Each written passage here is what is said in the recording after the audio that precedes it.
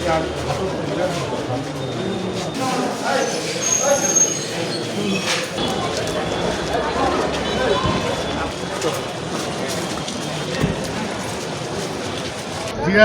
314 25 মামলার এজাহার নামীয় 2 নং আসামি কাজী মৌসুমী এবং এজাহার নামীয় 6 নম্বর আসামি নীলুফা ইয়াসমিন, এই দুইজনকে আমরা বিজ্ঞ জেলা ও দায়রা জজ আদালতে আত্মসমর্পণ করেছিলাম।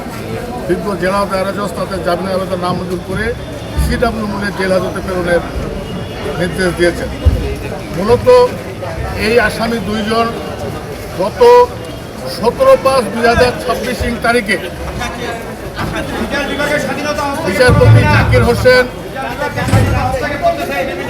এবং অপর আসামির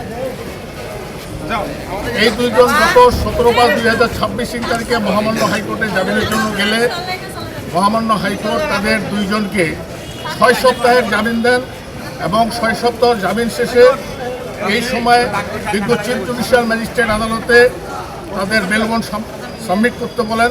আমরা যথারীতি উইদিন টাইম তাদের বেল বন্ড সাবমিট করেছিলাম এবং মেয়াদ উত্তীর্ণ হওয়ার আগেই তাদেরকে আমরা জেলা দায়রা জজ আদালতে আত্মসমর্পণ করলে আজকে নথিকক্ষর হয়ে তাদের শুনানি হয়। শুনানি অন্তে তাদের জামিন নামঞ্জুর হয়। এই মামলায় মহামান্য হাইকোর্ট জামিন দেওয়ার সময় কিছু ফাইন্ডিংস দিয়েছিল। ফাইন্ডিংসের ভিতর ছিল জামিন পেলে এবং জামিনে থাকাকালীন এই মামলার আয়ও যেন তাদেরকে অ্যাভেলেবেল পায় এবং আমরা এটা এনশিওর করেছিলাম আয়ও ডাকা মাত্রই এই দুইজন আসামি সবসময় আয়ের সাথে যোগাযোগ করবে এবং আরেকটা শর্ত ছিল যেন এই মামলার কোনো সাক্ষীকে এই আসামিদ্বয় টেম্পার না করে। এই অবস্থায় আমরা জামিন শুনানিকালে বলেছিলাম যে আমরা একটা লিখিত অঙ্গীকার দিতে পারি যে আমরা আয়ও ডাকা মাত্রই আমরা আয়ের সামনে উপস্থিত হব এবং কোনো সাক্ষীকে এই মামলার কোনো সাক্ষীকে আমরা টেম্পার করব না। বিজ্ঞ আদালত তারপর আমাদের জামিন আবেদন নামঞ্জুর করেছেন। আপনারা জানেন যে এই মামলা যাদেরকে আত্মসমর্পণ আমরা করিয়েছি, যে 2 নম্বর আসামি উনি একজন অবসরপ্রাপ্ত সেনা অফিসার মেজর মৌসুমী, ওনার হাজব্যান্ড যিনি এই মামলার 1 নম্বর আসামি নাইমুজ্জামান মুক্তা, উনি সর্বশেষ পার্লামেন্টের আওয়ামী লীগ দলীয় সংসদ সদস্য ছিলেন। আমরা মনে করি শুধুমাত্র নাইমুজ্জামান মুক্তার স্ত্রী হওয়ার কারণেই তাকে এই মামলায় সম্পৃক্ত করা হয়েছে এবং এজাহারের যে বর্ণনা ছিল, যে পুলিশ অফিসার এই মামলাটি দায়ের করেছেন উনি বলেছিলেন যে 1 থেকে 7 নং সাক্ষীর জবানবন্দি অনুযায়ী 1 থেকে 10 নম্বর আসামি ওনারা নাকি এই যে কেক কাটা আওয়ামী লীগের প্রতিষ্ঠাবার্ষিকী এটাতে নাকি অধ্যয়ন করেছে। আমরা আজকে আদালতের শুনানিকালে বলেছিলাম এই যে অধ্যয়ন করেছে আসামিরা তার কোনো ব্যাখ্যা, কিভাবে অধ্যয়ন করেছে, কোন প্রসেসে অধ্যয়ন করেছে, কাদের মাধ্যমে অধ্যয়ন করেছে, কোনো ব্যাখ্যা ছিল না। আমরা একদম শুনানিকালে আমরা এই সমস্ত তুলে ধরেছিলাম। তারপরে যা হোক তাদেরকে জামিন নামঞ্জুর করা হয়েছে।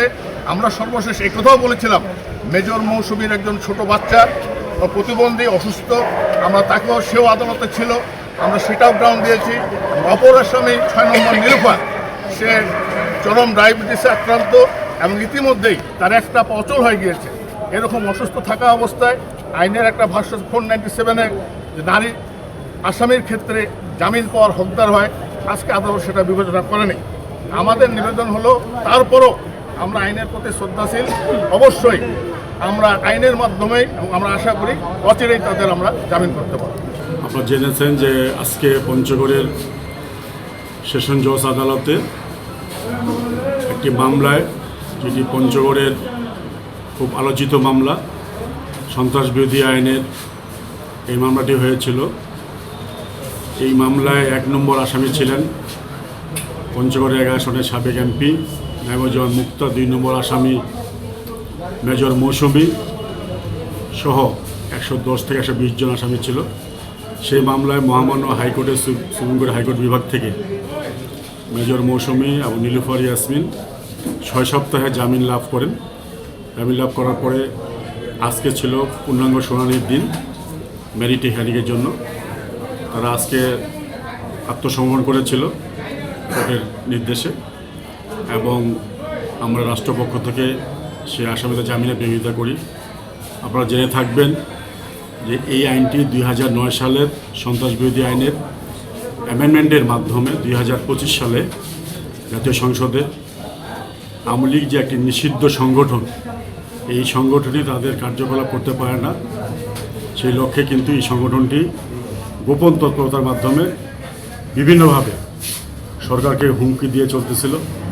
সেই সময় মানুষকে বিভ্রান্ত করার জন্য নাইমুজ্জামান মুক্তা সাহেবের পঞ্চগড় সদরে একটি খামার বাড়ি রয়েছে, সেখানে এই আরজি বর্ণিত আসামিগণ সহ এই মেজর মৌসুমী সহ তারা কেক কাটে ৭৬তম আওয়ামী লীগের প্রতিষ্ঠাবার্ষিকী পালন করে এবং জয় বাংলা স্লোগান দেয়, মানুষকে বিভ্রান্ত করে এবং থ্রেট দেয় প্রতিনিয়ত। এই বিষয়গুলি আমরা কোর্টের সামনে উপস্থাপন করি এবং আইনের যে ধারাগুলি রয়েছে সেই ধারা প্রতিটি ধারায় তারা এই আইনের মধ্যেই তারা পড়ে, সেইভাবে আমরা কোর্টে উপস্থাপন করি। মাননীয় আদালত সন্তুষ্ট হয়ে মেজর মৌসুমী এবং নীলুফার ইয়াসমিনকে জেল হাজতে প্রেরণ করেন। মামলাটি এখন তদন্তেই রয়েছে, আরও অনেক আসামি পলাতক রয়েছে। আমরা বিশ্বাস করি দেশের শান্তি শৃঙ্খলা বজায় রাখার জন্য এই আদেশ অবশ্যই সঠিক হয়েছে এবং মামলাটি নিশ্চয়ই তদন্ত সাপেক্ষে চার্জশিট প্রদান করা হয়েছে।